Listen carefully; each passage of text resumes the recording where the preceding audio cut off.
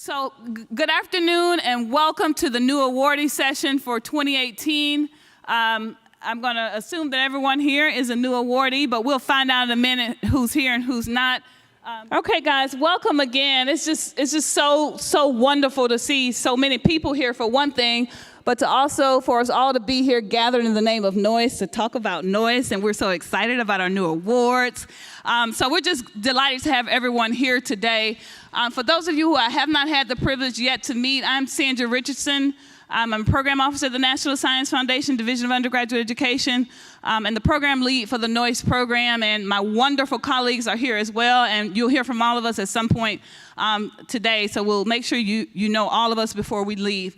But again, welcome. We have just about an hour where you'll hear from NSF, and we want to use the other hour to give you some other important information. So we have a relatively new PI who's going to share with you some of his experiences for his Noyce Award. That'll be in the second hour.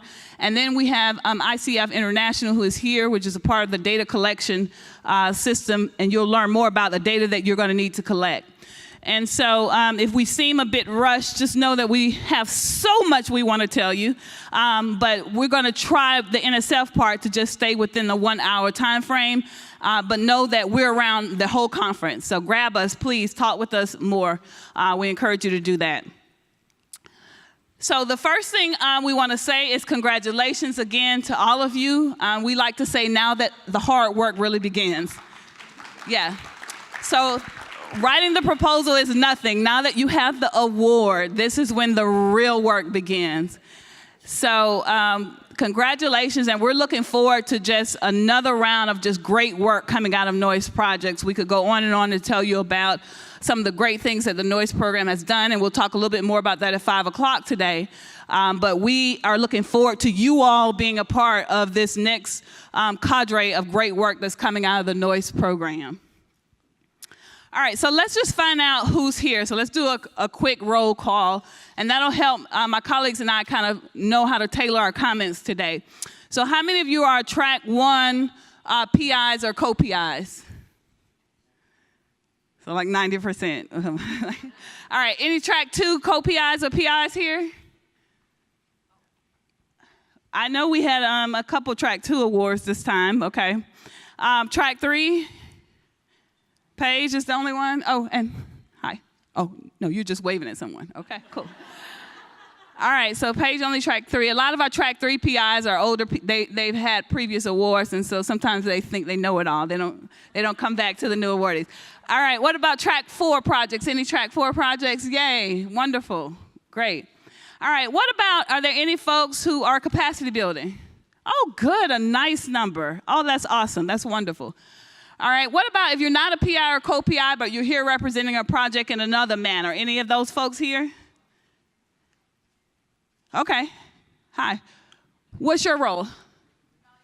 Okay, we have an evaluator and a coordinator, like recruitment coordinator? Yeah, project coordinator. Okay, wonderful. What about if this is your first Noyce Award? Oh, good number. Okay, that's good. I have a table up here, they're talking among themselves. No, it's not our first. Yes, it is. I love it. They had a capacity building. All right, and then what about if this is your first NSF award? Anybody first NSF? Oh, this is awesome. This is wonderful. Congratulations, guys, really, really and truly. All right, and then what about if you just love just hanging out with Noyce people, so you just wanted to come and drop in on the meeting? Okay, a few of you too. That's good. So we welcome everybody. Everybody's welcome. So even if you aren't a new awardee, sometimes older awardees just come because they want to just make sure they're not missing anything and find out who the new folks are. So we encourage everyone to come. So I'm going to pause before we kind of get started and just introduce I can't say enough about our Noyce team. Can't say enough about them. So I'm just going to introduce you to all of our program staff for starters.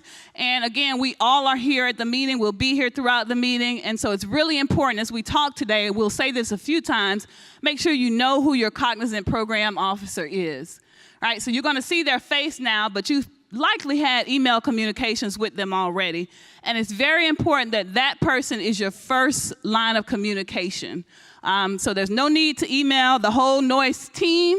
There's no need to email the program lead and the co-lead. You can start directly with your Cognizant program officer. That's always the best method. So Kathleen Bergen is our co-lead for the Noyce program, and she reminded me, we were in a meeting earlier, and she said she's been around since the inception of Noyce, so that in itself deserves a round of applause. 2002, Kathleen has been with the Noyce program. Karen Keene.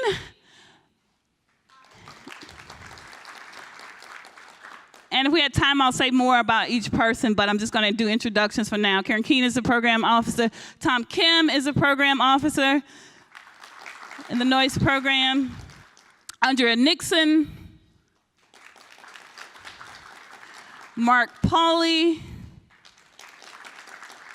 And again, I'm Sandra. Steve Turley. And Talitha Washington. So the 8 of us make up the program officer team.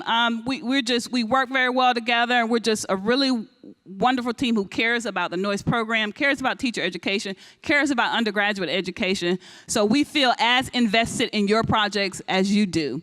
And then we have Miriam Schreiber, who's somewhere around here. I know in the back here. Miriam is our division science assistant. So anytime you see us with data and graphs, and she did one actually for either this presentation or the 5 o'clock, Miriam is behind putting that kind of information together. So thank you, Miriam, always for being such a great support for the Noyce team. And Daphne and Nate, you'll meet them later in the week. They're our staff. You may hear from them if you have some overdue annual reports or during panel season, those kinds of things. But they're not here this afternoon, but they'll be here all day tomorrow. So please do welcome them and say hi if you see them. Before we sort of get into the nitty-gritty, and Noyce colleagues, I'm going to ask that you help me stay on task with no more than 30 minutes of talking before we do our quiz. So hint, hint, there's a quiz. So I want to highlight that there's some resources in particular that we want to make sure everyone is aware of. The nsfnoyce.org is the Noyce official webpage. So most of you have already been on this page, if for nothing else than to register your project. This is where you go to register your project. But this is also where you can find out where are the other Track 1 projects in the nation. What are the Track 4 projects in the nation, right? So you can see a listing of all the projects in the nation that we funded. You can also find out things about annual conferences, the regional conferences, and a host of other information. So we just like to make sure that you're aware of that particular website. So bookmark it on your computer if you have not yet done so. Then, of course, the nsf.gov website is very useful. There's a very big award search option that you can do on that website. But if you want to just streamline it to Noyce, then I encourage you to do nsfnoyce.org. And then for those of you who are especially new, I want to sort of highlight or mention that we have 4 regions in the nation that hold regional conferences on behalf of the Noyce program. So each of you belongs to a region. I don't think I see any of our regional conference PIs in the room. If anyone's here, just stick your hand up. But you will get invitations from the region that your state lies in to attend the regional conferences. And those conferences are a lot smaller than the big Noyce summit that we're having now. So you get to interact with just your neighboring states, the PIs from the neighboring states. I highly recommend that you take advantage of those and attend those. Most of the time, expenses are paid for those trips through the regional conference grants that the PIs have. And so by expenses, I mean, for the most part, transportation and lodging. And you get to bring more students. Those conferences are very student-friendly. We encourage lots of student and fellow and scholar participants in those regional conferences. So I just encourage you to be on the lookout for that. The next conference probably won't be until early spring. We just had a slew of them, and the last one was this summer. The Southeast Regional Conference was in Mobile, Alabama, and the next ones won't be until 2019. And then I just want to encourage you to utilize one another while you are here. Other PIs are great resources. We often get lots of inquiries about, where can I find a draft or a sample or a template of a student agreement or repayment form. We don't have those sorts of things. I mean, we do, but we don't have them in a shareable capacity. But your colleagues that are here do. So I encourage you to talk with folks while you're here. Find out what they're doing or what they plan to do. What's their monitoring and compliance plan looking like? What do their school partnerships look like? What are their induction supports? How are they planning to mentor students during the program and after graduation? Are they capturing retention in the manner that they should?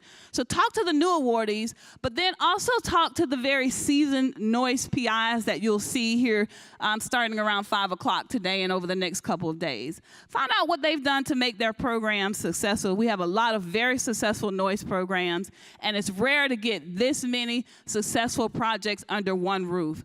So I encourage you to, even if you're an introvert like me, come out of your shell and talk to folks so you'll know more about what other people are doing to be successful in the Noyce program. And then certainly, again, make sure you know who your cognizant program officer is. And then there are several websites that we refer you to. We don't have a website that we can refer you to that lists all the high-need school districts, for example. But this last bullet here gives you some examples of sites that you may want to visit that really categorize districts that meet the qualification for being high need. I can talk more about that later if necessary. And then lastly, in red, you'll see that we always like to put a plug in for considering to be a reviewer. So you all have made it. You have your Noyce Award. So I want to remind you that with that comes the responsibility of giving back and giving back through service. And it's beyond just giving back to your students and your campus. You need to give back to the Noyce program more globally. And one way to do that is to consider reviewing new applications that will come in. So we'll get another set of applications in August, just a month away, unbelievably. And we need folks who have the expertise, the experience, the knowledge of the Noyce program like you all to actually help us review those applications. And so if you're interested in being a reviewer, in particular for the Noyce program, this is a good time to let us know. So I recommend that you send an email to your cognizant program officer with your VITA and just say, hey, Mark, I'm really interested in being a reviewer for this year's Noyce cycle. Attached is my VITA. Please let me know if I can be of service. Right? That's perfectly fine. But don't just tell us because we won't remember when we get back to the office. It's important to send us an email. All right, we talked about the outline for today. You can see it here just in greater detail. Let's kind of get down to why we are here. Now, I said I want this to be more of a discussion, and I mean that, but let me get through a few points first. And then if you have questions, feel free to just shoot your hand up at any time, and if it's a good time, we'll stop and pause. And if it's not, I'll say just hang on to it, but don't forget your question. So a couple things that we just want to remind you all about that is just some general guidance. Everyone should register their project on the nsfnoyce.org website. How many of you have already done that? Okay, so a lot of you have not done that. This is very important. Has anyone not received an email from either us at NSF or AAAS saying we need you to register? Okay, if you two can make sure you see one of the NSF program officers, right? We need to make sure that everybody is registered. Now, I know some of you have received those emails and you just have not registered. Know that if you don't register, people can't find you. People don't realize that your institution, well, there are other ways to find you, but this is sort of the central website. So it's really important that you register your project. We don't do that for you. You need to do that. And so you'll receive an email generally from NSF and from AAAS to remind you to do so and to walk you through the steps of how to do that. Okay, so please don't forget to do that. And then remember, this is the website I said that we should all have bookmarked anyway, because this is where we put all the Noyce announcements and lots of great information is on that page. The other thing that we want to just generally remind you all about is just to be somewhat familiar with the NSF PAP guide, the Proposal and Award Policies and Procedure Guide. You don't need to know it from cover to cover. It's a massive document, but a lot of the questions often that we get, the answers can be found in this document. So it's really a very detailed document about how to prepare proposals, but also what happens after you receive an award, so post-award management. And so I encourage you it's an electronic link, to have that link also available on your computer. And before if it's a very general question that you have, just check the PAP guide. I always just do a word search. And if nothing comes up, then it's appropriate to email your program officer. But if you want to know, how do I put in a request to change a co-PI? That's in the PAP guide. And it just cuts down on the types of responses that we have to type up and cite where it is in the PAP guide, if you all are just familiar with this document. So I encourage you just to make sure you have that link on your computer as well. All right, we're going to spend a little more time on this third option here, because this is really important, and then I'll pause because you may have some questions or comments here. We want to make sure that you're familiar with reporting requirements, in particular those that must be submitted to research.gov and FastLane. A lot of our NSF reporting requirements are now coming directly through research.gov for folks who've been around for some time. Things that you might have in the past only submitted through FastLane, you now have an option to do so through research.gov. So just be aware of that. All right, so these are the types of requests that you would need to formally make, right? We always, as program officers, want a heads up. So it's always a good idea to stay in touch with your program officer. So send Karen an email and say, Karen, one of our co-PIs has retired. I need to replace her. I'm going to submit a formal request. We appreciate those sorts of heads up, but we need you to do the formal request through research.gov. Okay, so these are some of the actions if you want to do any change in the PI or the co-PI. So this includes if you're taking someone off, you're adding someone, you're changing a level of effort. So in your funded work, you said they were going to be supported for 0.6 months, but now they're going to be supported for a full month. We need all those sorts of things documented. So make sure you do formal requests for those. Now, I'll just remind you all that, remember, for Noyce requirements for all of our projects, at minimum, you need a faculty member from a college education and a faculty member from a STEM department, right?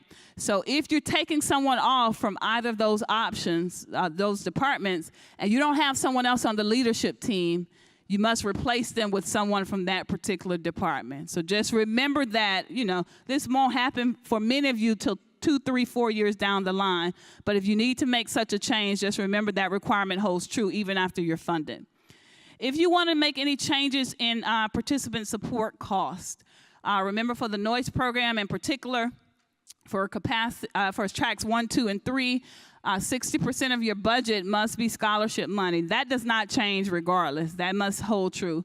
But if you want to make any other changes in terms of moving money out of participant support, you need to do a formal request for that.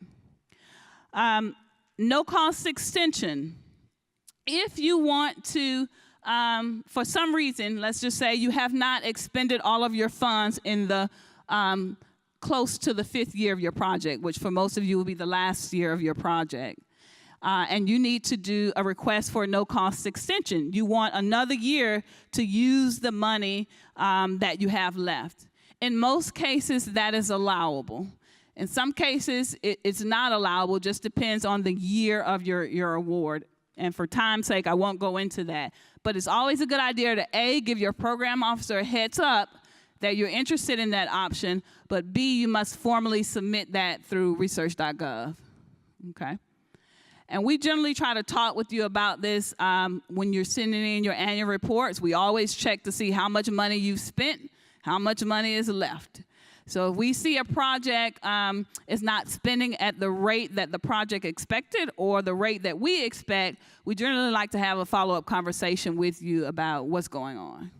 Hey, you still have $1 million in your account in this year 4. We hope that that doesn't happen. So that's why we try to make sure that we follow up with you each year.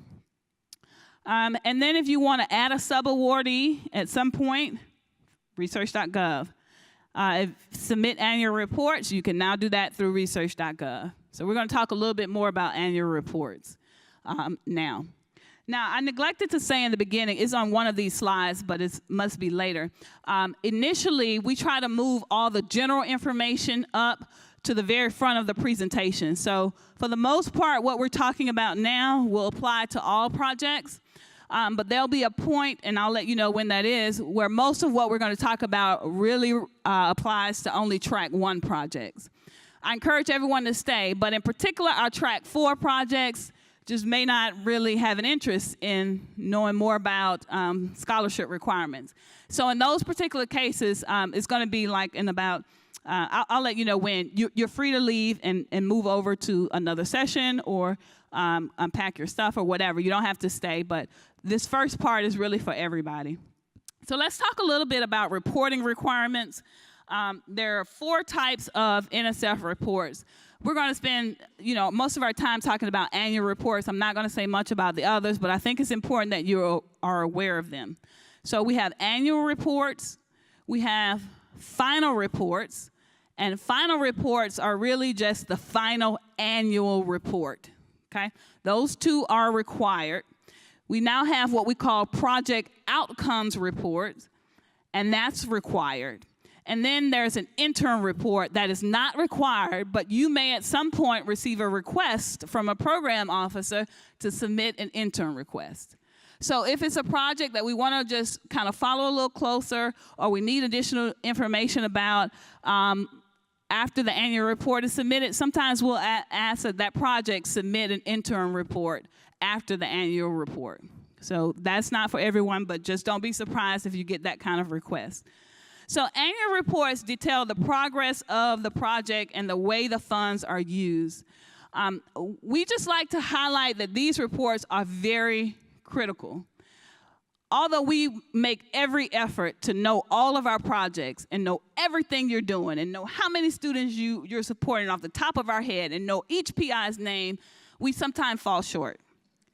And we rely on your annual reports to fill us in. We rely on your annual reports to feel like we have walked that 1 year's journey with you on whatever you did over those last 12 months.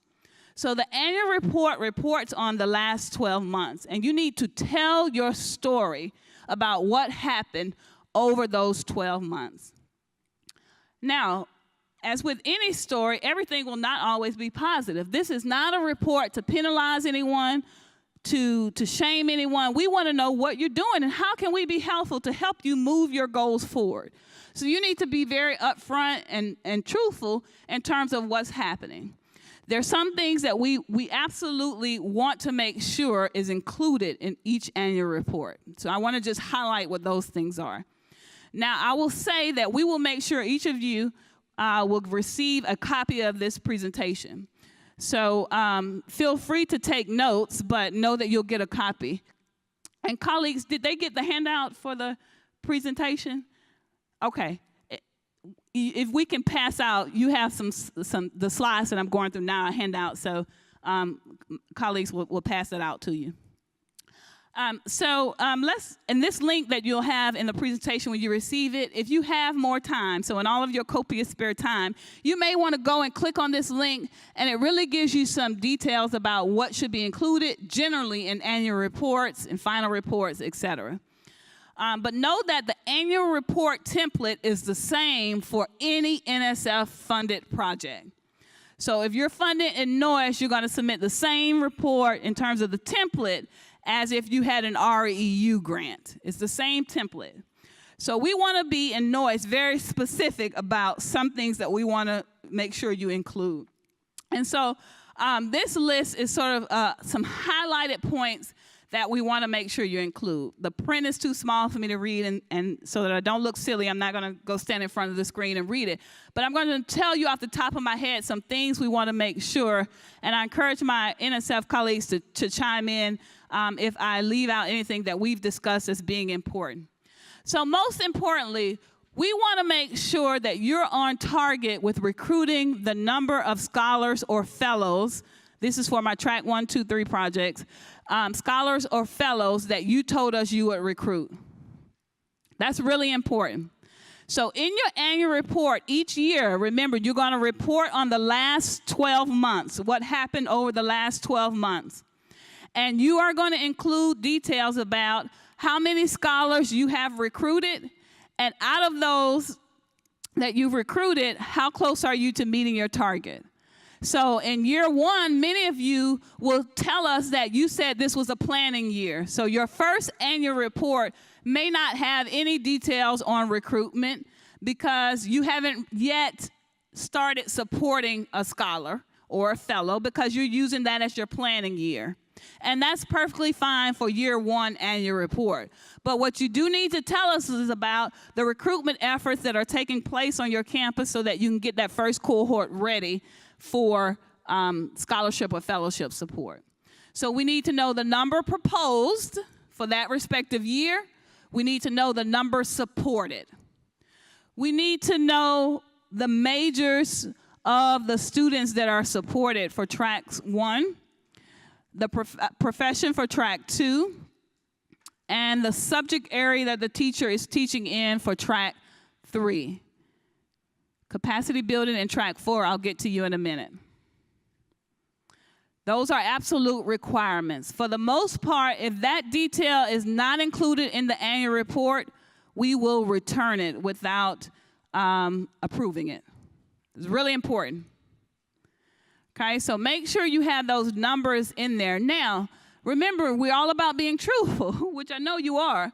So if you told us you're going to recruit 10 the first year, but you only did 2, you only supported 2, it may sound really bad, and you may think it looks bad when you put it on paper, but we need to know that. So we know early on that we need to help you better strategize about recruiting those particular students that you promised. All right, that's one particular thing. But we also need to know demographic data. So many of you, I would say well over 50% of our awards, tell us that they're going to put some special emphasis on recruiting some special population, be it females, be it males, be it a specific ethnic population. And in those particular cases, we want to also make sure that you're on target to do what you said you're going to do.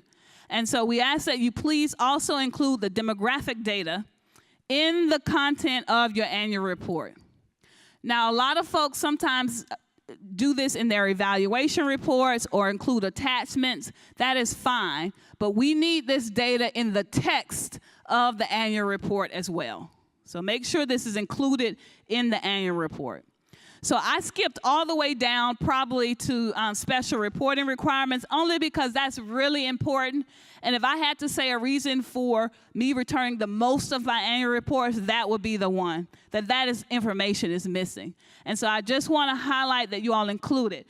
Don't get hung up on where it should go in the template.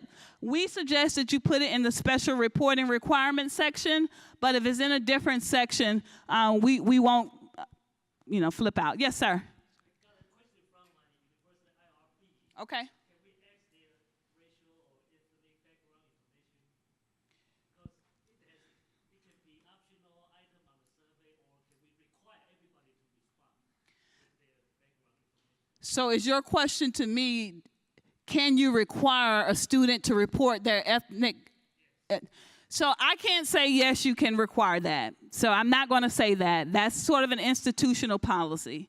If you don't have access to that information, we are going to ask you, how are you doing what you propose to do? So if you're a project that said you're going to reach out to a special population, you must have a plan in place. But we will never say you must put that on your form, or we will never give you permission to add that to your application form. Okay, great question. Anything else before we kind of keep going about annual reports? Anything else? Oh, my 30 minutes is up. Oh, okay. Way up? Is it way up? Okay. So let me 5 minutes and then cut me off in 5 minutes. All right. So you guys have this slide. Read it. And we will follow up with you though. So really for annual reports, what we want you to know is make sure that you remember to do those numbers. Also include your evaluation report.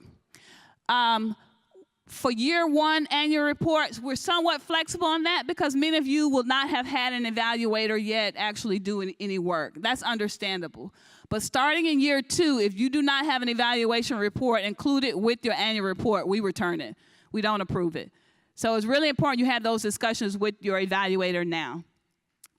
Anything else really important on here? I think those are most important. Okay, track 4, folks, you're a very small group. We talk with you all the time, primarily Andrea or Kathleen. So they'll be in contact with you in terms of what you want to make sure, but these 2 bullets in particular give you some guidance in terms of what we expect for the annual report. Capacity building, folks, you're just a 1 year, and by just I mean you have a lot to do in 1 year. So you have a 1-year grant, so your annual report will also be your final report. For many cases. We're going to talk about ICF in the second hour of today, so we have ICF folks here, but in addition to, and I want to highlight, in addition to the annual report, you have a separate report that we require, and it collects data on the students that you're supporting. So ICF will tell you more about that in a little bit, but just know this is in addition to, they are not duplicative reports. For track 2 and track 3 projects, there's a cost sharing requirement. We didn't have many of those folks here, so I'm going to skip all track 2, track 3 stuff. And then remember at the beginning I said a final report is required. This is in the last year of the grant. Last year, meaning if you're going for a no-cost extension, that's not the final year until the final year spending money. But the final report is just final annual report. So it's just like the last annual reports in terms of reporting the last 12 months. But we encourage our projects to sort of take an overall look at what has happened over the course of the grant. But know that that's not required. Final report is just final 12 months. Okay, number 4, we encourage you to ask early, ask often. Many folks sometimes have questions and just never think that to ask an NSF program officers. Other folks email every day with questions. So we want you to be somewhere in between. And we encourage you, though, seriously, if you're unsure about anything, just shoot us an email, pick up the telephone. Most of us, email is much better than phone. But we want to make sure that we clarify any misconceptions. We want to make sure you're supporting the right kinds of students. We want to make sure you're using your funds for what they should be used for. So anytime you have questions, please make sure you follow up with the NSF program officer. I'm going to say this because this will kind of be in our quiz in a little bit.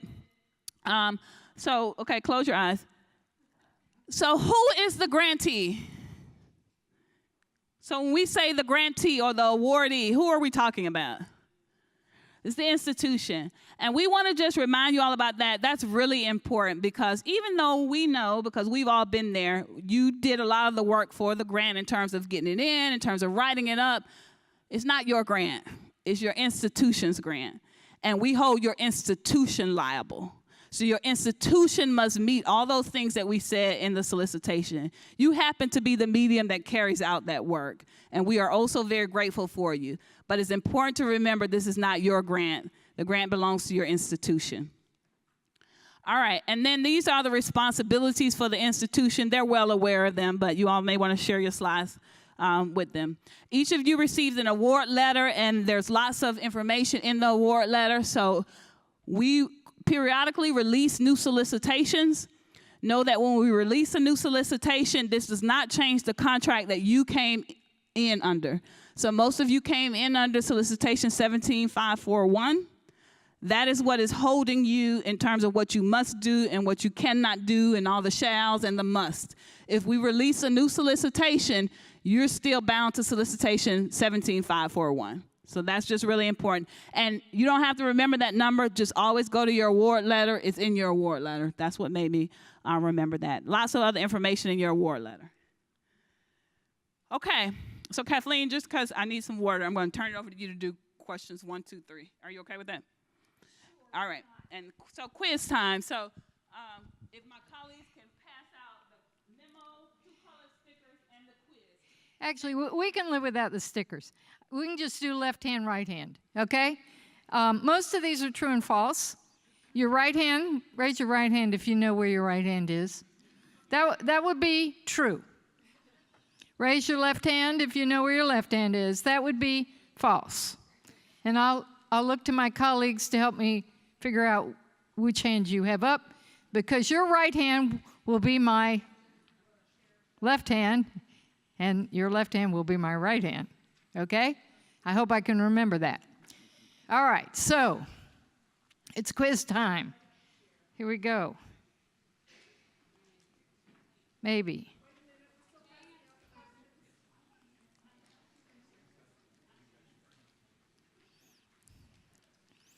Okay, we're gonna at least look at the first question just in the interest of time.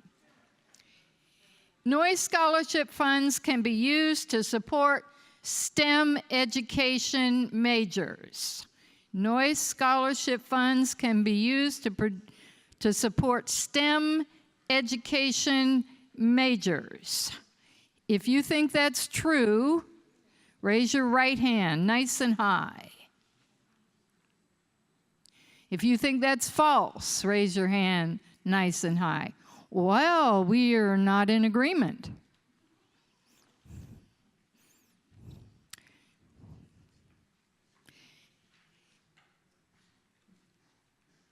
It's false. You can't support STEM education majors. You have to be supporting individuals who what? That are earning or have a baccalaureate degree in a STEM discipline. Now, you may have dual majors, right? And you're certainly certifying these people, but you cannot support someone who is majoring in STEM education. Questions on that? Go back and look at your recruitment materials and sit down with your Noyce scholarship. Make sure, because when you submit your annual report and you do what Sandra said about a major, and you indicate secondary mathematics, we're going to tell you you can't support that person. And you've already given the money. Okay. So that was our first question. And it says mostly false here because there's, well, that was what I was, yes, thank you. That's what I was mentioning. And some of you may have been thinking about your MTFs, but that's not for scholarships, and they're already out there. Okay, let's move. Number 2. The number of scholars or fellows that grantee plans to recruit during the project can change. So you told us you're going to do 24. And you come back to us and say, I want to do 36. Or you come back to us and say, I want to do 12. That's a change. So true or false, right hand is true, left hand is false. Right hands.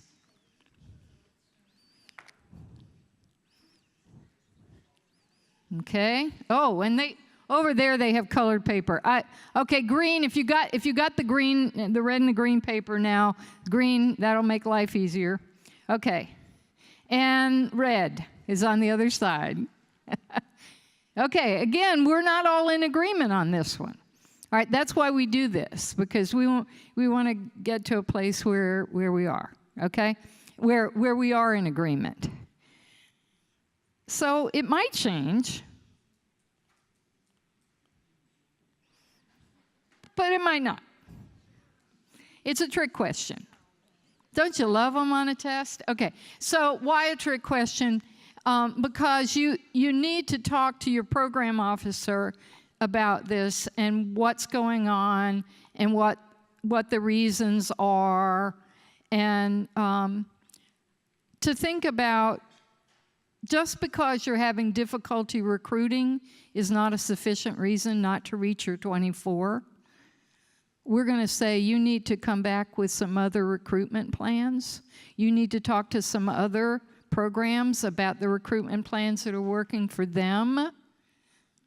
Okay? But if you do talk with your program officer, you may be able to work out something.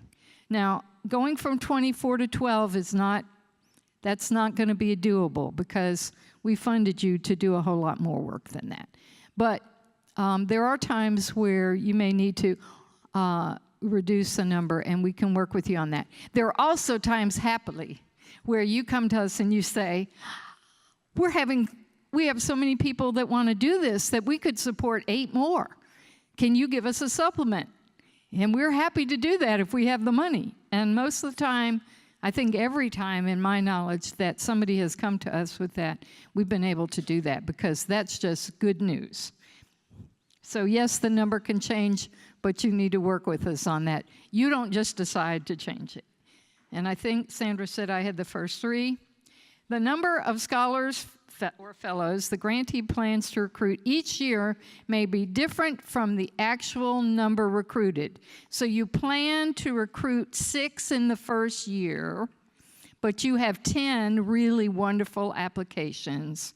Can you only give 6 scholarships out? That's an example. Okay. Green for true, or your right hand.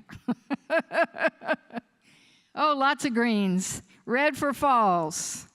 Very few reds. Yeah, you can change this. So if you get more scholarships, more applications that are great, you can certainly fund more. If you get fewer, sometimes in the first year you have 7 people apply. You thought you were going to do 8, and of the 7, you only find 3 that meet your needs. Only fund the 3. But then that means you're going to be scurrying around the next year, and I saw a hand up over here. Yes? Would the number of scholars depend on the length of the scholarship? Some students get 1-year scholarship, some get 2 years. In California, it could be 3 years. So the number of Noyce scholars can depend on, how many semesters, how many years. Okay, so whether the number of Noyce scholars depends on the number of years of support. You initially told us how many scholars you thought you were going to support and how many you're going to support each year, right? And so it may change, but we want you to end up at the end with at least the number you said you were going to do. And some of you are recruiting both undergraduates and postbacks.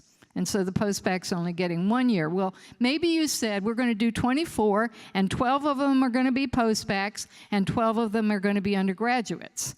And you find out that you're having 18 undergraduates apply that are great. And so you want to do fewer postbacks. If you've got the money, it does not matter to us. We're hoping you're going to produce wonderful teachers, and you will let your cognizant program officer know how that's going, both by an email and by also your annual report. Okay, Sandra, who do I pass the baton to? Tom Kim is going to come up and take this on, and thank you for playing Let's Make a Deal. Hi, everyone. Let's see if this works. Aha, question 4. If a scholar/fellow drops out of the project only needs to recruit another scholar or fellow. True or false? Okay, people are jumping the gun here. Okay, we got a lot of red out there. It's false so far. Any trues? Anybody? Okay, peer pressure. The answer to this is false. Okay, and in the context of the funds, as soon as you give the scholarship to the student, there's only 2 outcomes that can happen. 1, they finish, they go into service, and they have outstanding careers as STEM teachers. Or 2, the money drops into the black hole that is known as the U.S. Treasury. We don't get the money back, you don't get the money back, we cannot recycle the money. So bear that in mind. The objective is to get the students to graduate, get certified, and to go into service. If that doesn't happen, the only alternative outcome respective to the money is that the money is gone to all of us, okay? Now, if you have money left over because somebody drops out midway, can you use this is an add-on question. Sorry, Sandra, I'm riffing. This is an add-on question. If somebody quits out partially through the career and you haven't attributed all of the funds, can you use the money that you haven't given to the student? True? How many greens? Yes. As long as the money has not exited the project, has not hit the hands of the student, it is still at your discretion to distribute as scholarship funds. So you've now picked up a very nuanced point. Andrea Nixon's got the next one. All right. Hello, everybody. Number 5, if the grantee is unable to locate the scholar or fellow, the institution's policy regarding repayment of scholarships should be enacted. Green or red? Some greens, a right hand. Okay, and some reds as well. All right. True, if the student defaults on what's now become a loan, then it's the institutional's policy on defaulting a loan that should be followed. Your financial aid office will be very important for you as partners in this policy or in carrying out the policy. It's very important for your fellows and your scholars to have a very clear sense of what the policies are as they are at the outset of the program so they understand what their responsibilities are. Thank you.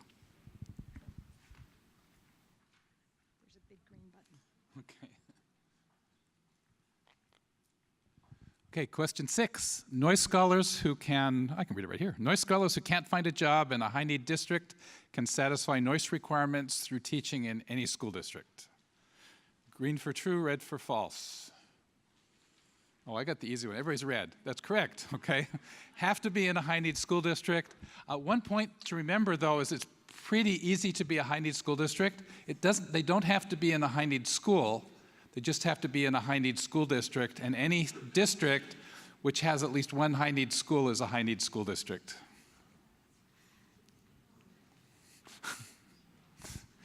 Talitha Washington is next. All right, let's see what we have here. Green button switches. All right, so true or false, or red or green, however you want to see it.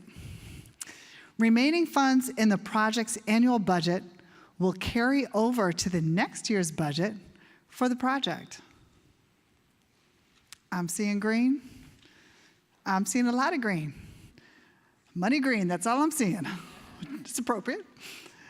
True, fantastic everyone. Any unspent funds in a given year, except the last year of the project, will roll over to the next year and can be used as designated in the subsequent year. Why the exception? Say it again? Project's over. Yeah, kind of project's over. So what could you do? Maybe file an extension if you need a little extra time to complete the project activities. Yeah, but yeah, don't ask for more money though. Yeah. Well, in case they have a scenario. All right, so who's next? Mark Pauly's next. Thank you. Okay, we're on to number 8. Now, so the relatively short question, grantees may reallocate funds, move money around in the budget into different categories. True or false? So green is true, red is false. Okay, I see a mixture of things here. So the answer to this is mostly true. Okay, mostly true. You can certainly move things around in between categories, except for F, the participant support scholarships. All right, so any other category, you can move things around. It's not impossible to move things out of F, but that is something you need program officer approval for. Any questions about that? Okay, who's next? Karen Keene.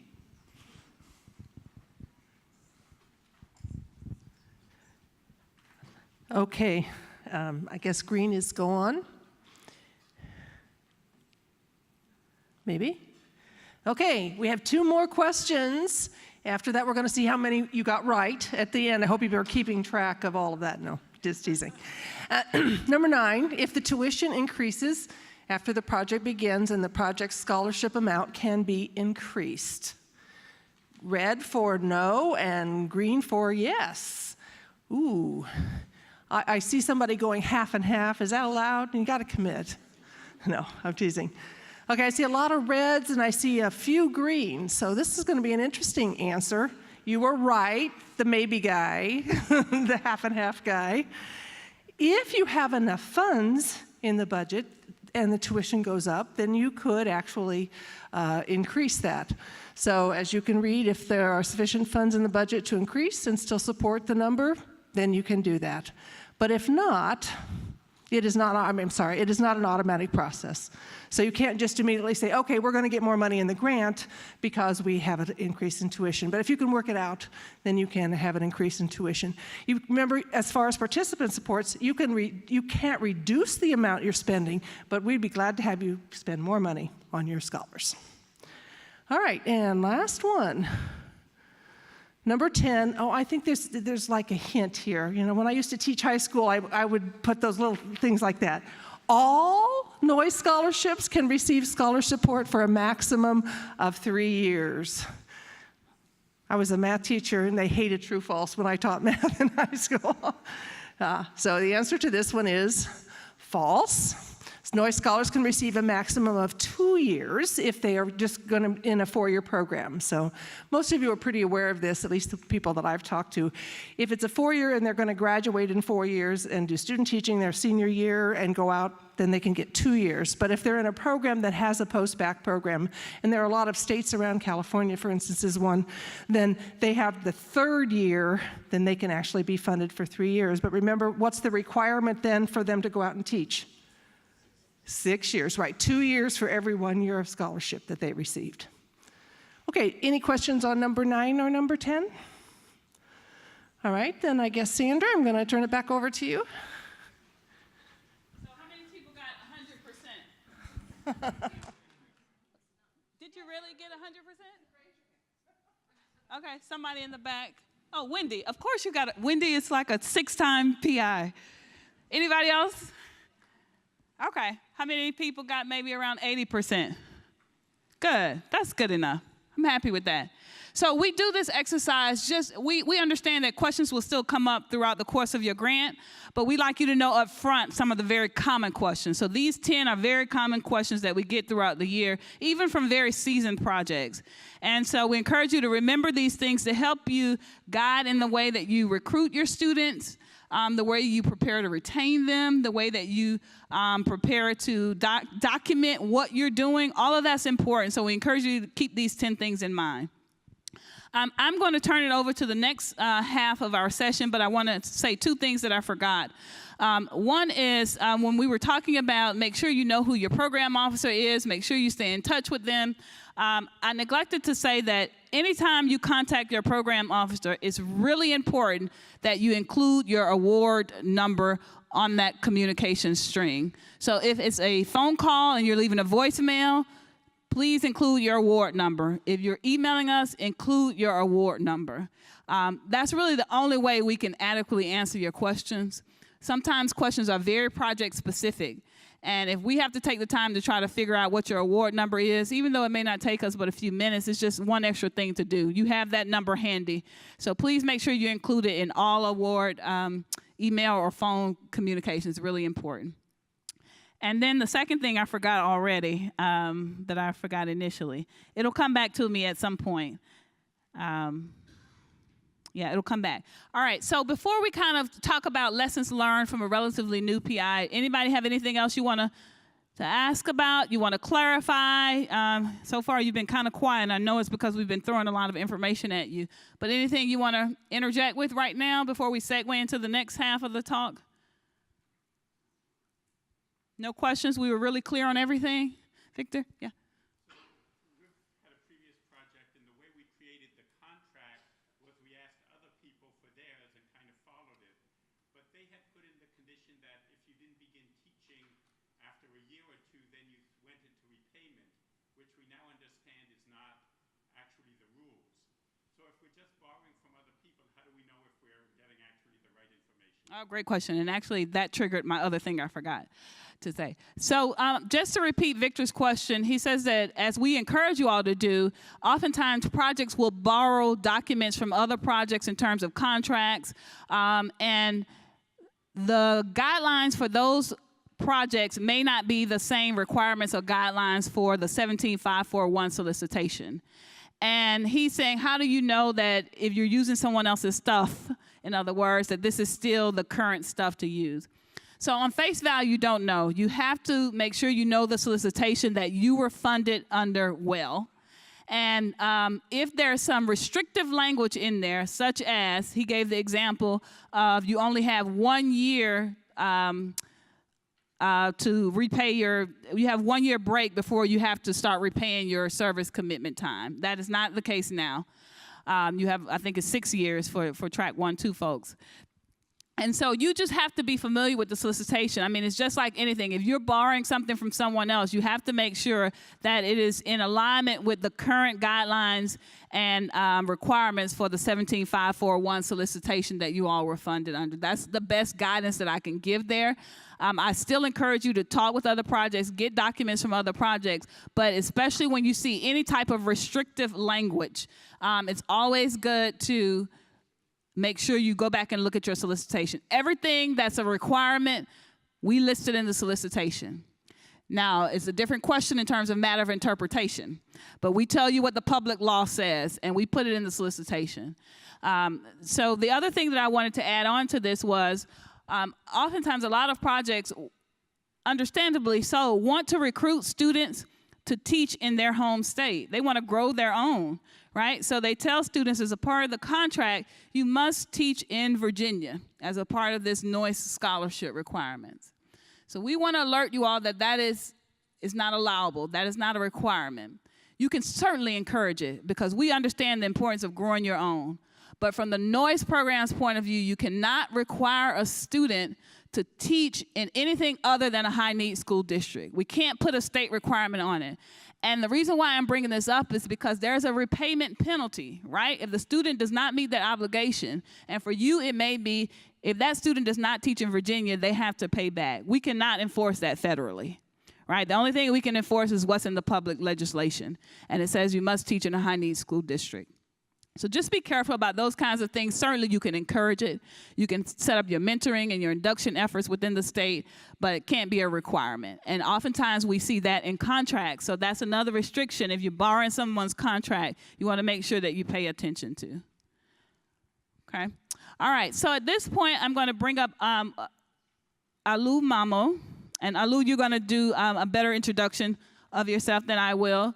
Alu is from Hofstra University, and he's one of our Noyce principal investigators. We'd like for a Noyce PI who has been in the seats that you're in relatively recently to come and talk with you about some lessons learned, so some things to be on the lookout for. And so Alu is going to share, and you can use here, Alu, or here. It just depends on your preference. He's going to share with you some of his experiences and then give you an opportunity to ask him any questions, and we're going to allow about 30 minutes for Alu.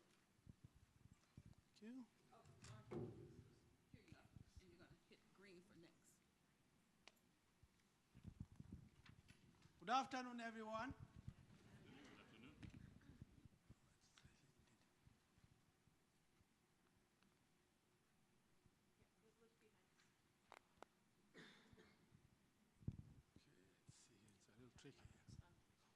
All right.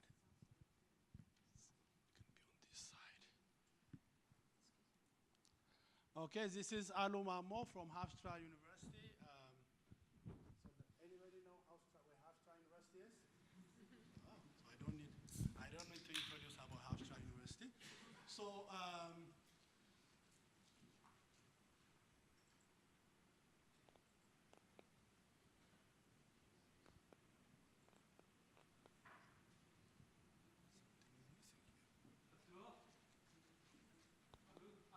yes? You need to keep the mic close to your mouth.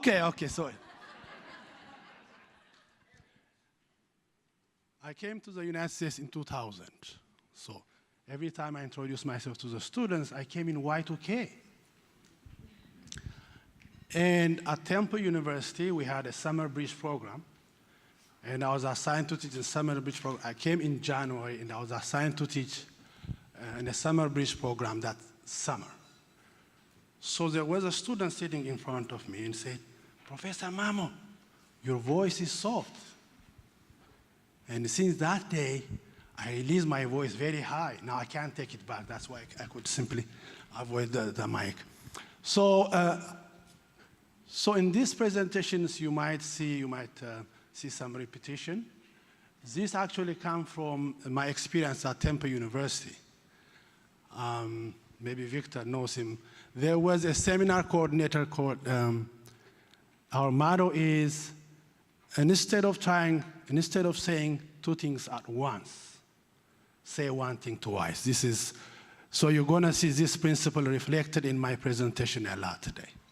So instead of saying two things at once, say one thing twice. I apply this in teaching. Students would love it. Students would love things being repeated again and again, but I'm not gonna do that here, but you will see that some of the things are repeated in different contexts.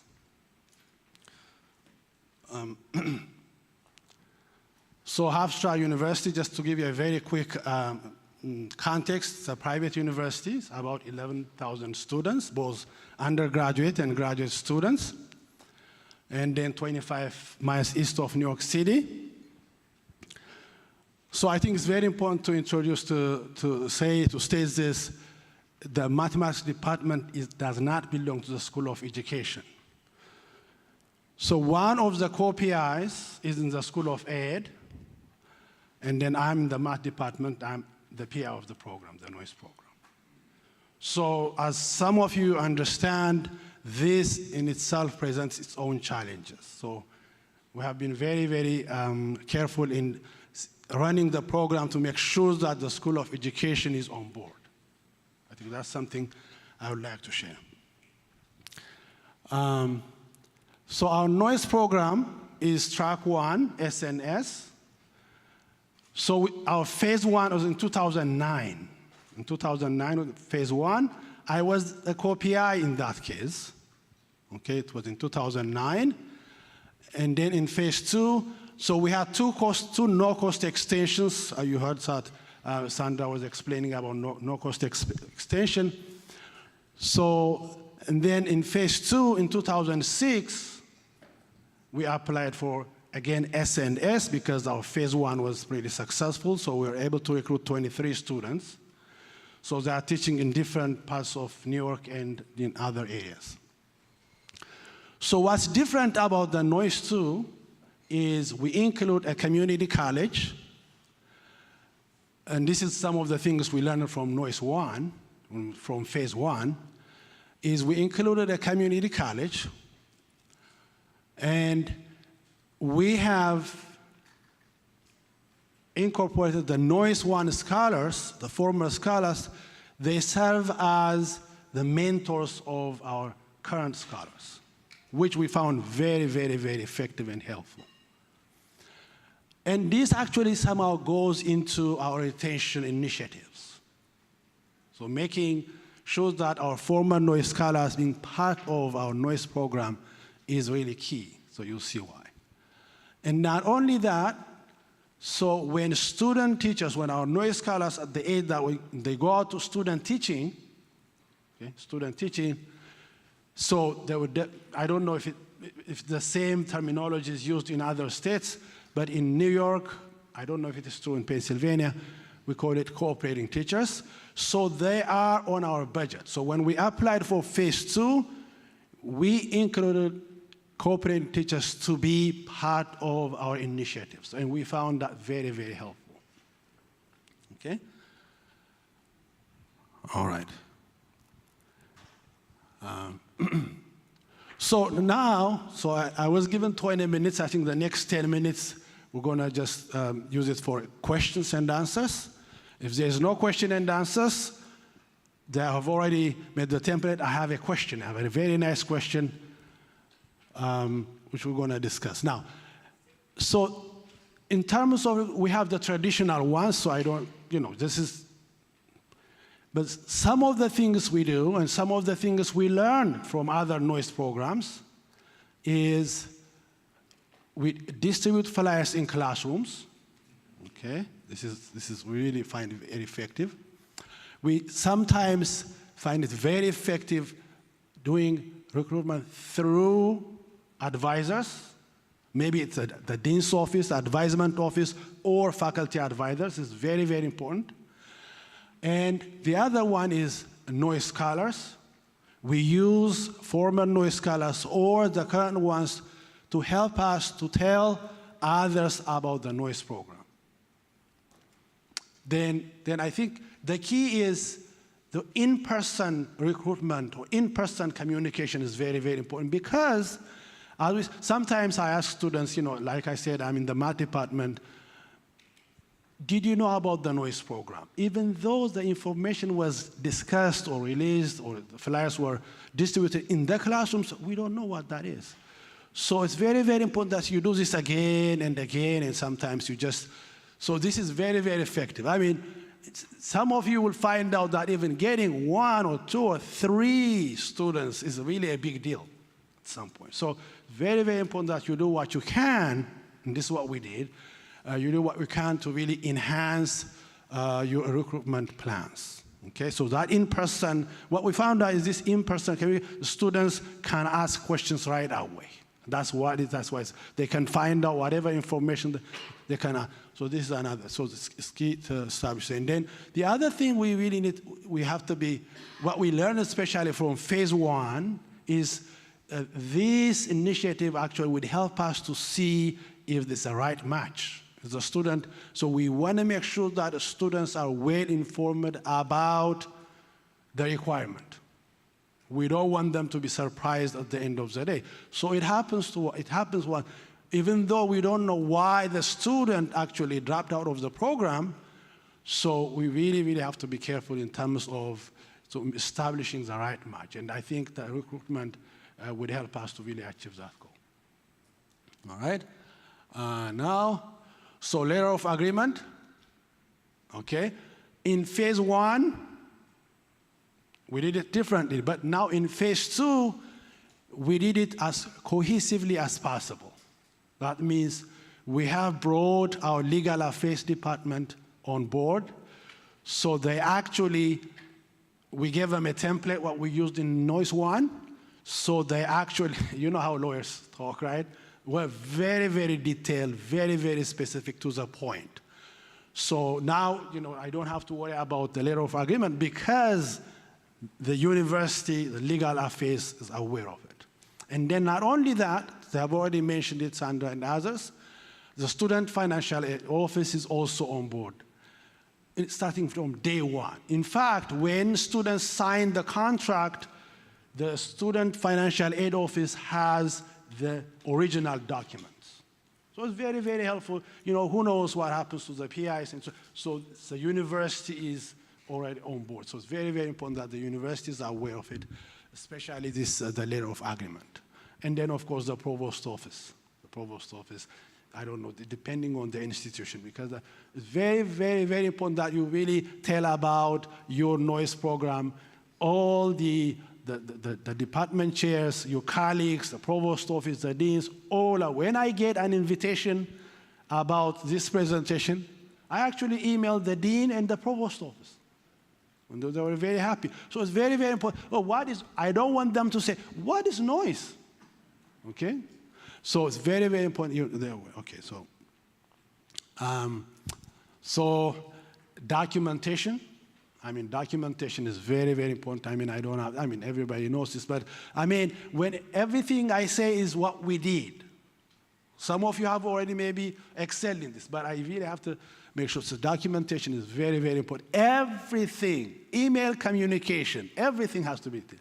In fact, I told you about the student dropping out, right? So now the legal affairs office would like to really pursue the case. So they contacted me to get all email communications from the student. Would like to give us all email communications to the student.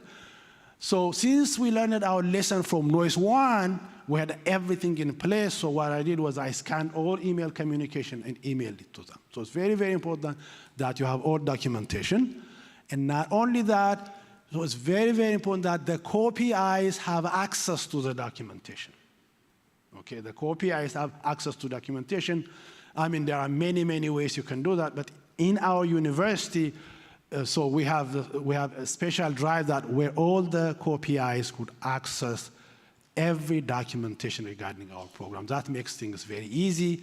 So not only that, so the co-PIs would have an easier time connecting with the program, right? All right, so it was discussed, but the question now is from my perspective, from a PI's perspective. So the budget was sufficiently discussed before. Most of us, as a faculty member, we do all we can to avoid the paperwork.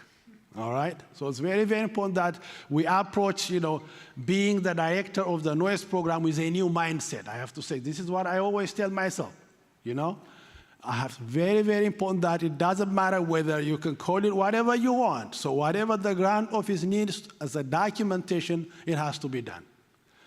So I really had to tell you that this is sometimes really frustrating, okay?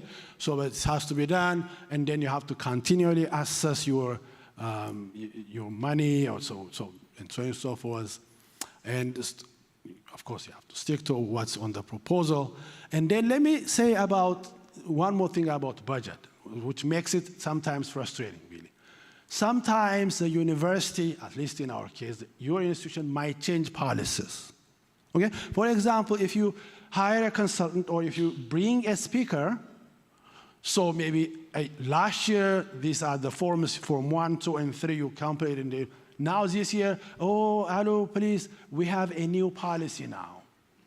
Okay? So it's very, very important that you work with the grant office, so to be really cognizant of the policy and personnel changes and so on and so forth.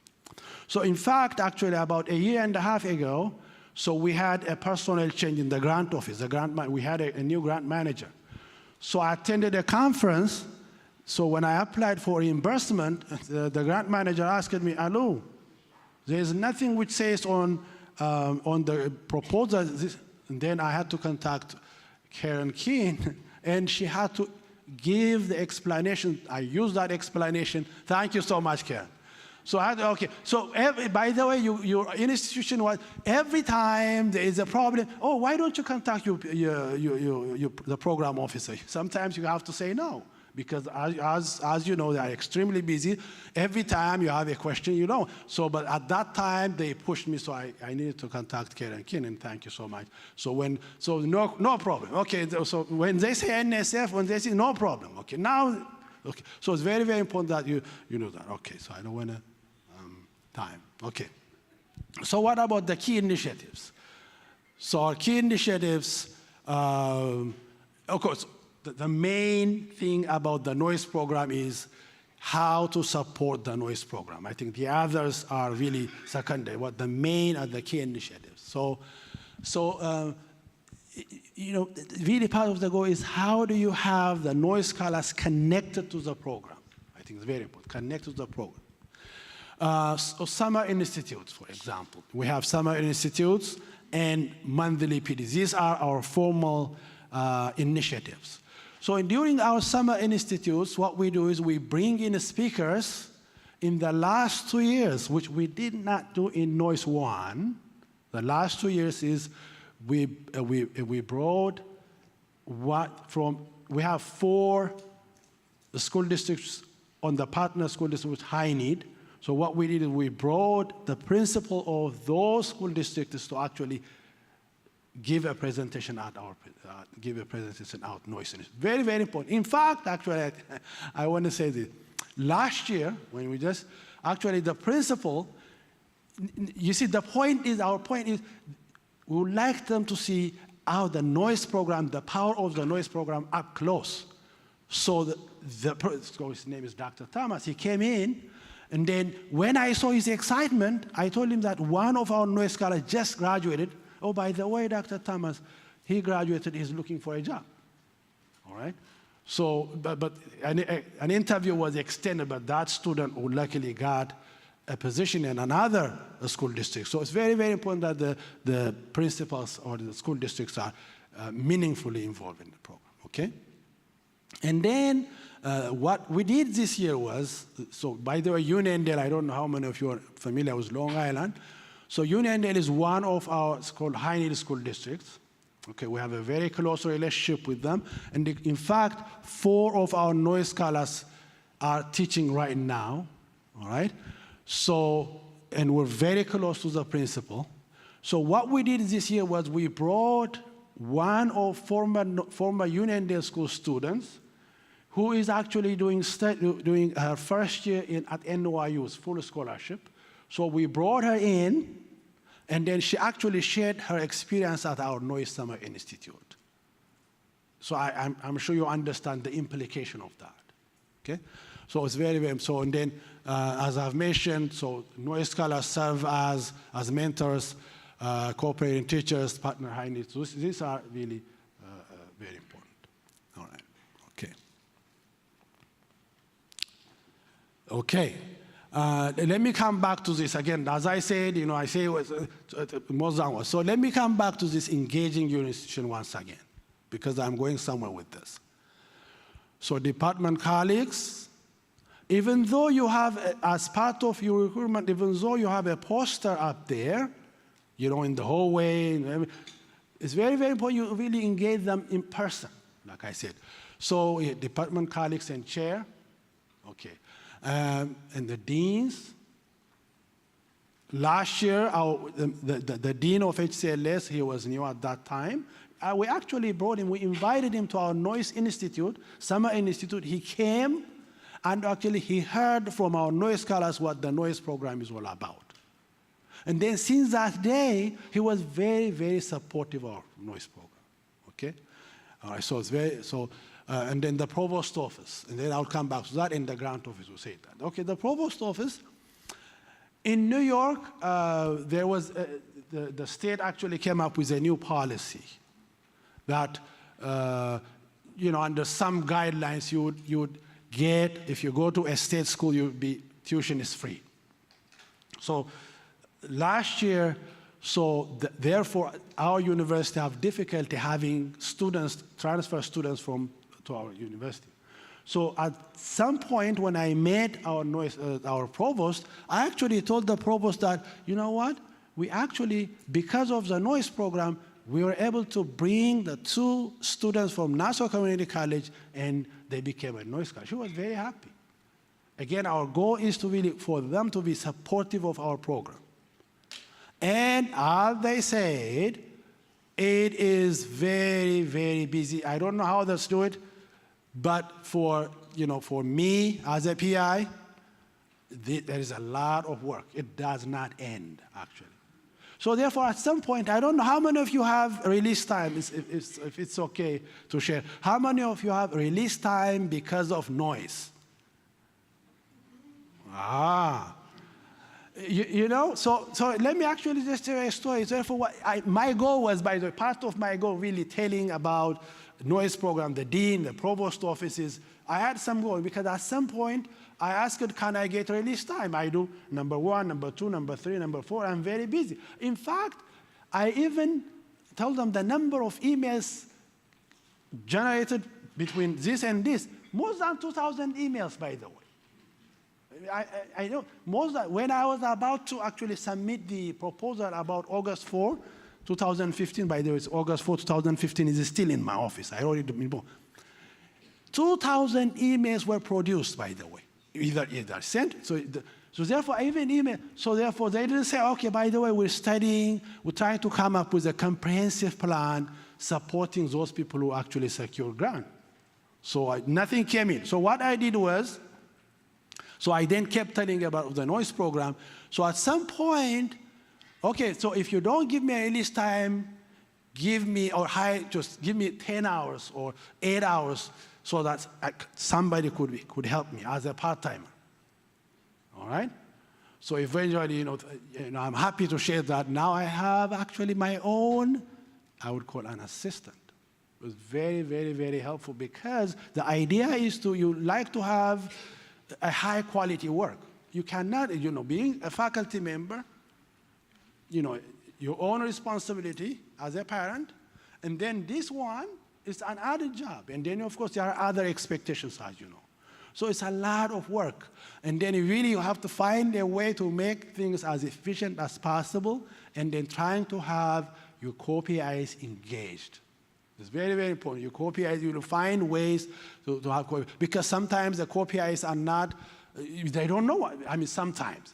When I say sometimes, depending on your approach. So it's very difficult. I am, by the way, we have an S-STEM grant right now. An S-STEM grant, I'm a co-PI in that. Naturally, my level of involvement as a co-PI in the S-STEM and as a PI on the Noyce is different.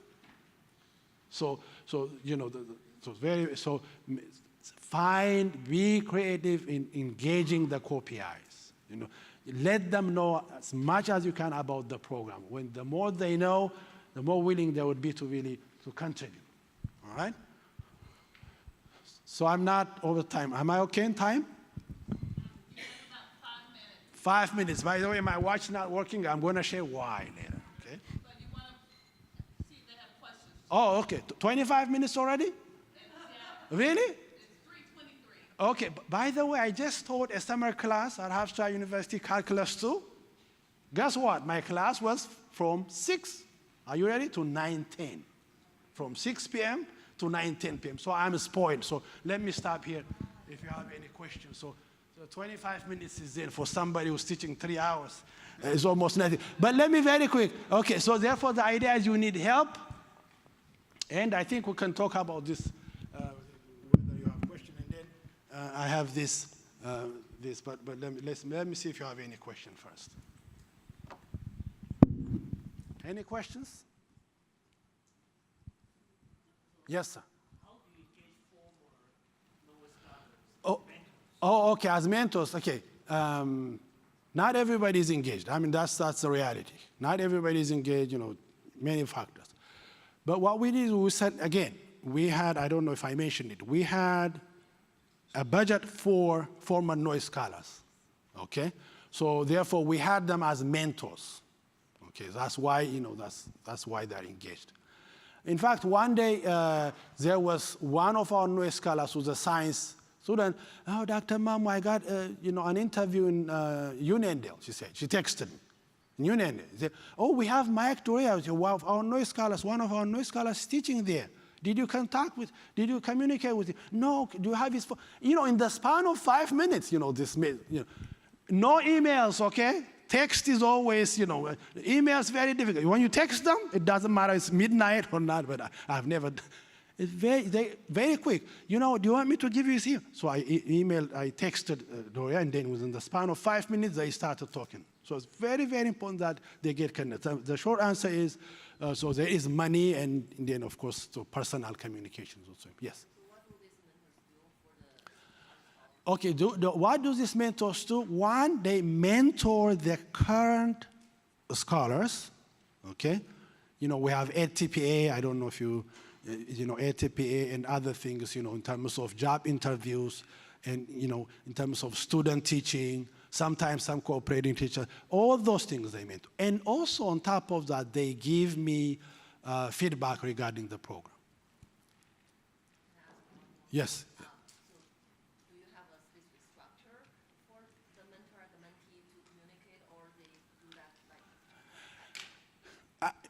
You really initiate that. But as everything in life, they really have to take the initiative. You put a structure, but you don't expect the structure to work itself out. You know what I'm saying? Sometimes you really, you try to really email them, talk to them to make sure that they really take advantage of the service. Yeah, but I definitely. Any other question? Yes?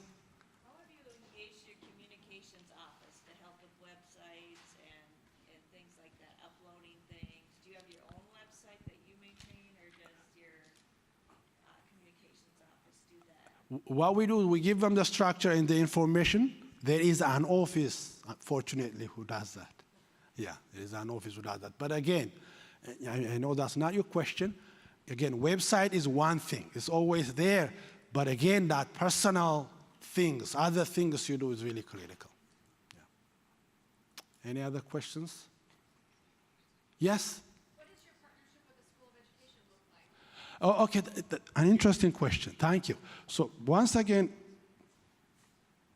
so first of all, one of the KPIs, as expected, is on the Noyce program. And the other thing we have started actually doing is we selected some members of the School of Education and then asked them to give presentation on Noyce Institute. Okay, that's really the most important thing, to engage them about this, and then of course personal communication is also important. But formally speaking, we try to have them give a presentation to enhance and so on and so forth. Yeah. Any other questions? Any other questions? Am I done, Sandra?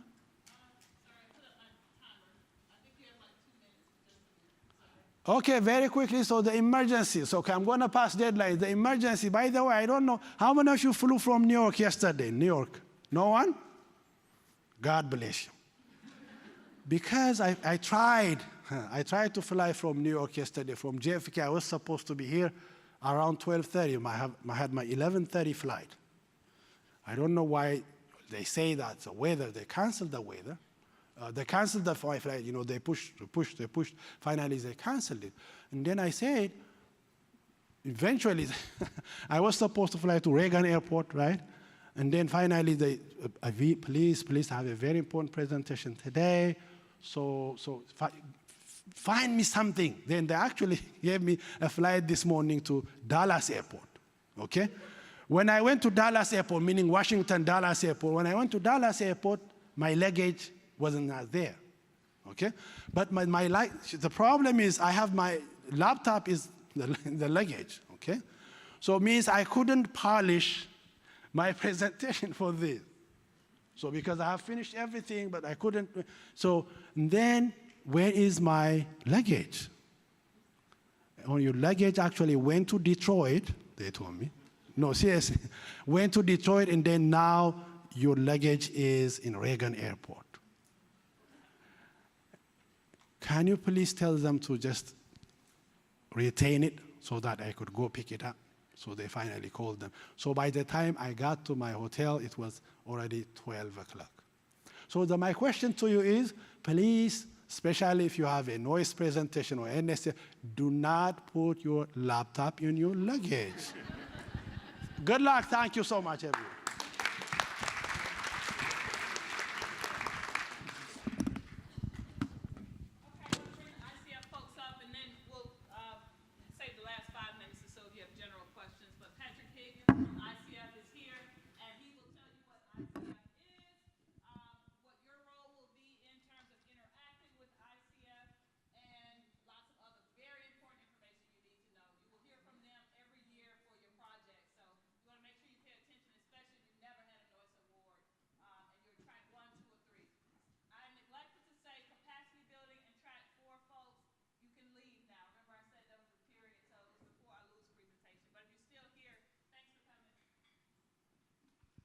Thanks. My name is Pat Higgins. I'm from ICF. We're the third-party contractors that do the monitor collection for this survey.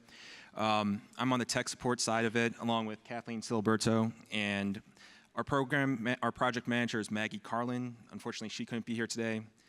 Michael Rossi, who's a project manager at ICF with other NSF surveys, is here, but he's in the town hall session right now.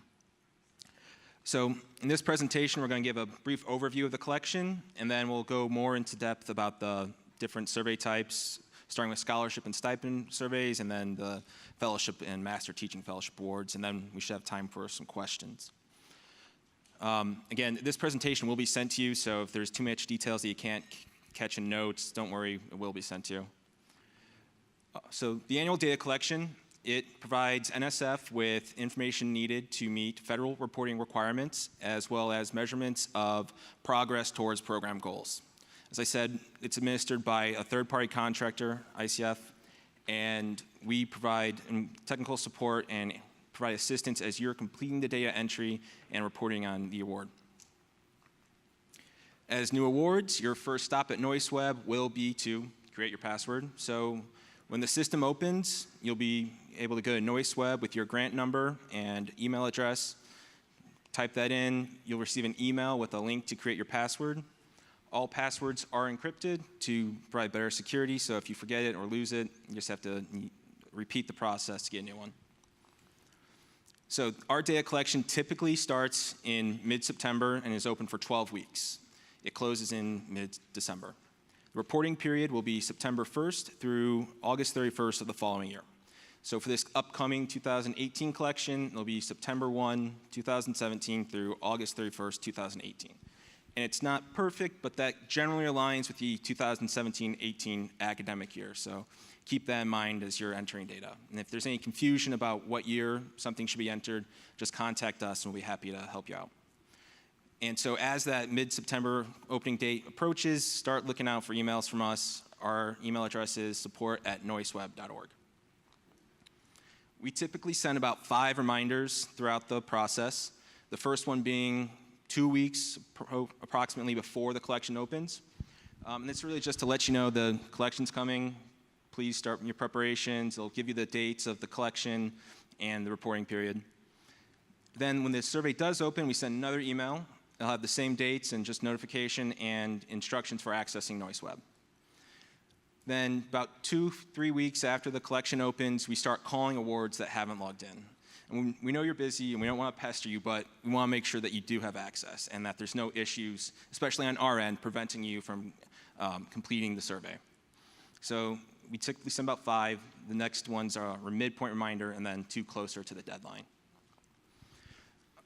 For new awards, your first year reporting, you'll just be asked for baseline data for the post-secondary institutions. And I'll go into more detail about what that is in a minute. But you'll just see one section, you'll have to provide that information, and that'll be your first year of reporting. Everyone except Master Teaching Fellowship Awards, they do not provide baseline data on this survey, so their second year will be like everyone's, their first year, will be like everyone's second year, and they'll have the full survey to complete. And then a very important point that we want to make sure you all hear and take home from this presentation, awards will continue to report until all recipients either meet the teaching requirements or leave the program. So this can be years after your funding has expired. After you've completed your last report on FastLane, you will still need to complete this survey. So, for example, a scholarship recipient has to complete 2 years for every year of funding received, and they have the full 6 or 8 years to complete that in. So if they receive funding in your last year of funding, they still have 6 or 8 years past that year to complete the survey. And that timeline does change. For stipend recipients, it's 4 years to complete their 2 years of teaching. Master Teaching Fellowship recipients have to complete 5 years within 7 years. And fellowship recipients have to complete 4 years of teaching within 6 years. So please remember that. It is an important note that we all want you to make sure you understand. We're going to talk about the surveys more specifically now. The first 2 sections are post-secondary institutions and school districts. That's going to be the same for every recipient type. We're not going to cover it when we talk about tracks 2 and 3, so it's generally the same, just slightly different questions, but it is, the same. So this is the main menu. When you log in, you'll see this screen. You'll see the reporting year up at the top left. You'll see your award number. In the middle is the links to all the different sections of the survey. So for first year reporting, you'll just see post-secondary institutions, and then the last link for send authorized final submission to NSF. In your second year and every subsequent year, you'll see this full list of sections. So to add a new institution, you click on the link, and then you click on the link, add an institution. Any previously added institutions will be listed, so you can just click on their name and update them for next year.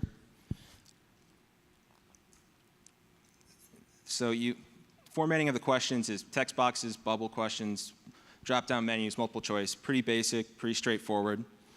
For new awards that are doing baseline data, you're really just going to be asked for the name of the institution, the location, and then the number of STEM undergraduates or STEM majors that prepared to become K through 12 STEM teachers, the number of post-baccalaureates that prepared to become K through 12 STEM changers, and the number of career changers that prepared to become K through 12 STEM teachers. That's the first year reporting. When you've completed that information for all the partner institutions, you will be ready to submit. In the following years, you'll also be asked for that information for the current year, and then more about how many applicants you received, their GPAs, activities that the institution has, activities that the faculty are involved in, and things like that. But first year, just the number of graduates in STEM preparing to become STEM teachers. The next section, school districts. This is very straightforward. You'll add all your partner school districts. All the previously added ones will be listed. For new districts, just click Add School District. This is the entirety of the information requested for the school districts, the district's name, location, and if it was involved in the project during that current year. If it was, you'll click Yes and enter the number of schools. If it wasn't, you'll click No and then Save. And so then you'll be able to update all those districts in each year. The next section starts the recipient data. Recipient data will be the most time-consuming part of the data entry, so please keep that in mind as you're preparing your project. So for scholarship recipients, you click on the link in the main menu. This is what you'll see. For new recipients, you'll click Add Scholarship Recipient. And then any currently funded or returning funded recipients will be listed here. For this survey, a scholarship recipient is anyone that first began receiving funding as an undergraduate student and does not already hold a degree. They are enrolled in a teacher preparation program and they are currently receiving Noyce funding. The data entry page looks like this. Again, pretty straightforward and basic. We ask for their name and text boxes, just trying to get, then there's bubble questions, drop-down menus. You can see the drop-down menu for institutions. That's why it's recommended that you enter the institutions and school districts first. On the survey, we collect their demographic information, which includes their gender, ethnicity, and race, their academic information, which will include their year, major, the GPA, and activities in which they're participating, the funding, how much they received, and how many terms of support, how many terms they were supported for, their intended teaching level and subject area, if they've completed the teacher preparation program, and if they've obtained certification. And then the last section will be their teaching placement information. So their current status, and if they are teaching, where they're teaching, the high need criteria for that district, and how many years of teaching they've completed. The stipend recipient is very similar to that section. And stipend recipients are, for this survey, the main difference being that they were funded as post-baccalaureates versus undergraduates. You may have different terminology at your institution, but when entering it onto this survey, please keep that in mind. Again, you'll have to click Add Stipend Recipient to add a new one. Any recipient that's currently funded or hasn't been marked as having funding ending will be listed in this section. The data entry is the same. Text boxes, multiple choice. The data requested is similar. In addition to the scholarship and recipient information, we also asked for the degrees held prior to receiving stipend support and if they were a career changer or not. The next section will be the post-scholarship stipend follow-up section. When you're completing the information for each recipient, you're asked if funding ended as of this current reporting period. If yes, the next year the recipient will automatically be moved to this follow-up section. And you'll have to complete their data entry updates annually until the recipient has met the requirements. The data entry screen looks the same. Main differences being that the questions asked are pared down and are more focused about their experience through the Noyce program and completing their teaching service requirement. So you'll be asked if they're still in the program, if they've obtained certification, and if they've begun teaching, where, in high-need district, all that information again. The last section for the stipend scholarship survey is Noyce summer interns. In this section, you'll add summer interns that participate in a Noyce internship. This will have a historical list of any intern that you've added in the past. And to click Add a New Intern, again, you just click Add Intern Recipient. For this section, you add their name, some academic information, and the type of internship in which they participated. we'll now go to the Teaching Fellowship and Master Teaching Fellowship Awards. The main menu looks the same, the only difference being that now there's a nonprofit organization section and recipient types are updated for the correct recipient types.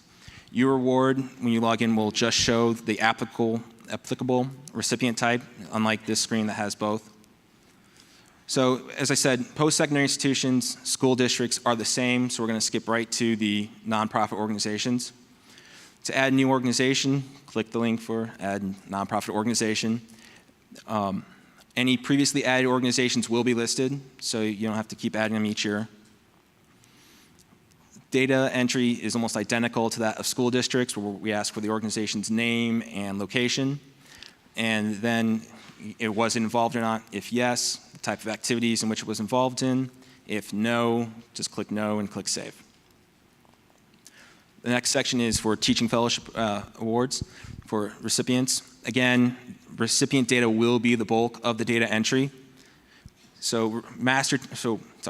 Teaching Fellowship recipients are individuals who do not already hold a teaching certificate, license, and has not previously taught, is enrolled in a master's degree program leading to certification, and has never received, and has received Noyce funding during the current reporting period.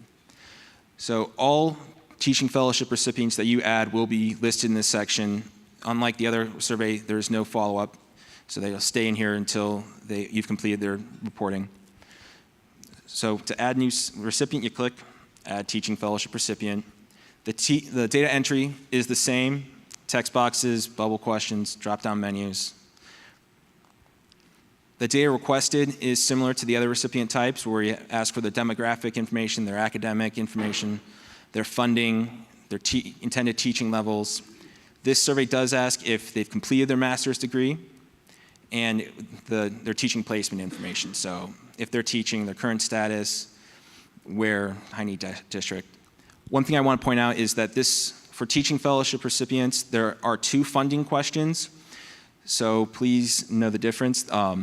For this survey, stipend funding is funding received as they are completing their master's degree and obtaining certification. Salary supplement support, which will be asked towards the bottom, towards the end of the screen, is for funding support received as they are completing their teaching requirement. The next section, Master Teaching Fellowship Awards. These are, again, just have to click the link, Add Master Teaching Fellowship Recipient. These recipients are individuals who currently are certified or licensed in mathematics or science, already holding at least a master's degree, participating in activities to become a master teacher, and received Noyce funding during the current reporting period. Data entry, again, will be the same. We'd like to keep it similar and basic, so it's very straightforward and easy to complete. The questions are similar, but instead of asking if they received a master's, we already know that, so we ask for some degree information. We ask if they received any previous Noyce awards, how many years Master Teaching Fellowship recipients taught before the award, and if they've been recognized as a master teacher. So when you've completed all your data entry, all those red boxes and red check marks will have green check marks, and you'll be able to send authorized final submission to NSF. We also want to point out some helpful resources on the site. That green box on the left, you can access the help and instructions, the frequently asked questions. The glossary is available through the help and instructions page. You can update the respondent contact information or access historical data through the print or download data entered to date. If there's any additional information, you can add comments and feedback to be submitted with the survey, and you can contact us.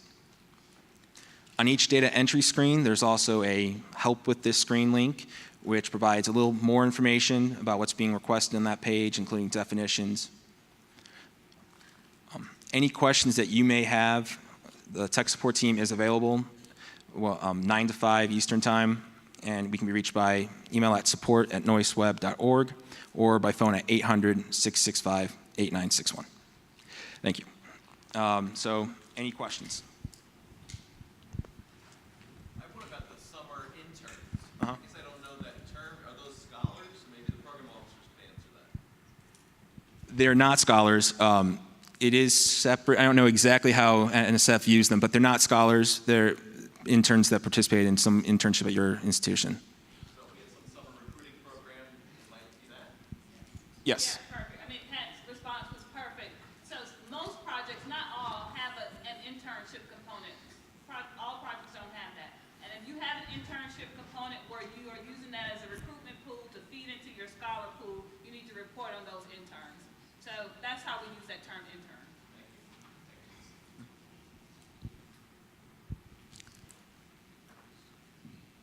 Anyone else? Is there a way to do a batch upload like in Excel, or do you have to do everyone individually? Individually.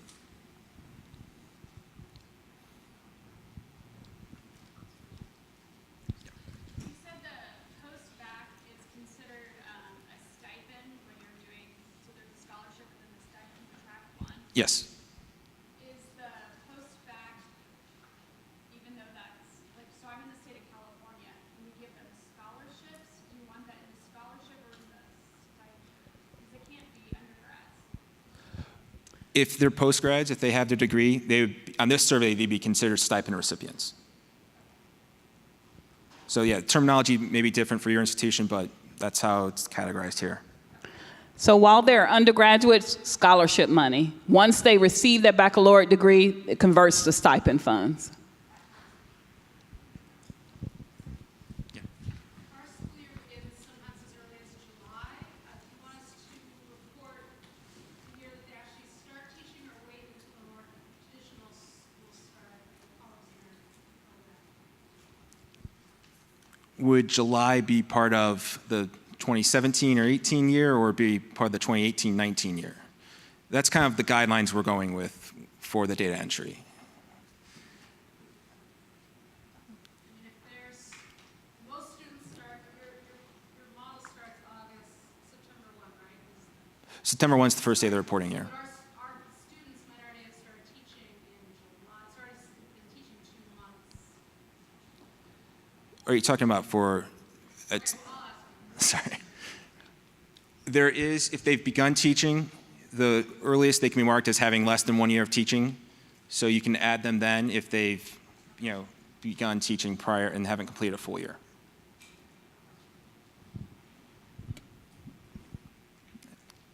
All right. Anyone else? Thank you.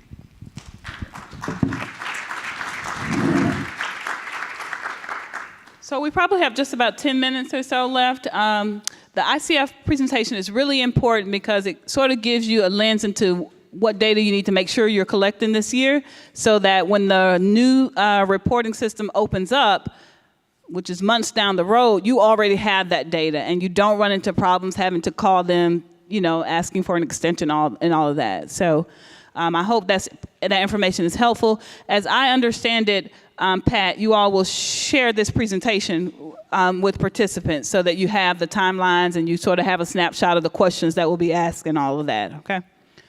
All right, so any last minute things we need to talk about before we sort of dismiss the new awardee session? You all are, I think, the quietest group of new awardees we've had. This is great. We've done a really good job preparing for this session. Yeah, Alu.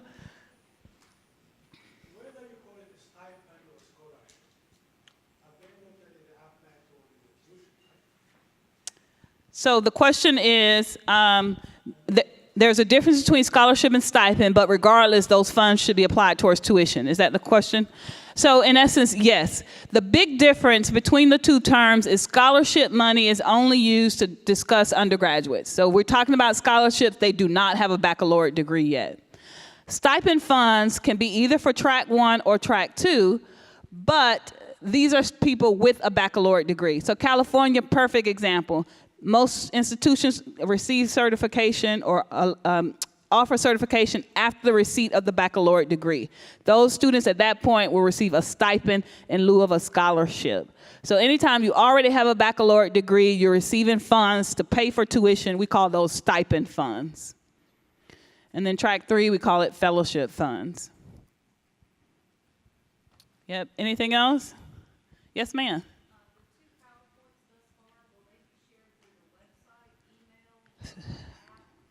So there is a general place on the nsfnoyce.org website where we'll post presentations.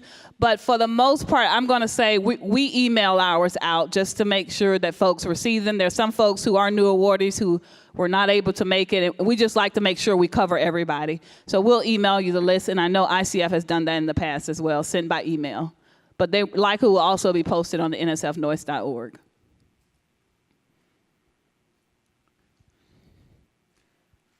Okay, so folks who have not had a Noyce Award before, what are you most excited about? Too many people at one time, I can't hear. Just one person? What are you most, yeah? We're transitioning from capacity building to track 1, and we're excited to start giving out scholarships to the people we've already recruited. Great, that's wonderful. That's really good to hear. I should have asked in the beginning, a lot of the capacity building folks are gone, but how many had capacity building folks and are now feeding into a track 1, 2, or 3 project? That says a lot about the work that you've done in your capacity building. Great. What are you most nervous about?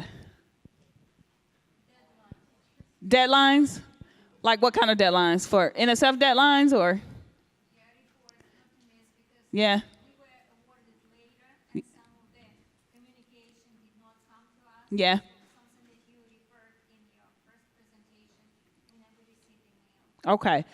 Yeah, so that's a good point. So my colleague here said that she's sort of a little antsy about deadlines because they were one of our late awards. So all of you were not awarded at the same time. We do them in cycles. And so some people were just awarded as recently as the last few weeks, 3 weeks or so. And so you don't have, you'll get caught up to speed. We're finished all of our awards now, so you will get caught up to speed. But no, some things are just out of our control, and we'll make sure you're caught up to speed. But starting now, everyone will be on the same page. And so thank you for coming, especially if you're a very late awardee to the summit. All right, anything else? Okay, remember we're around all week. So I encourage you, especially if you have not yet met your program officer, I'm not saying rush up to them now, but at some point before the summit's over, make sure you just go introduce yourself. It's always good for us to be able to put a name with a face. And we just may have some encouraging words for you. We may have some do's and don'ts for you, but just go up and say hi at minimum to your program officer. If you don't know who that is, log into Fastlane and find out who your program officer is. That's like you telling your students, know when my office hours are, or know, that's really important. So make sure you do that. I also want to just put a plug in your ear at 3 o'clock. Half of our program officer team left because we're holding a Noyce town hall for current awardees. You all are welcome to go over to that now. It's upstairs in the lobby level in the Congress or Concord. It starts with the C room, but look in your agenda book, capital AB. So you all may want to just drop in there. It's about 45 minutes remaining on there, and it's just an open discussion, Q&A, so you can go meet some other Noyce PIs. All right? Have a great day. We'll see you back in this room at 5 o'clock for the opening session.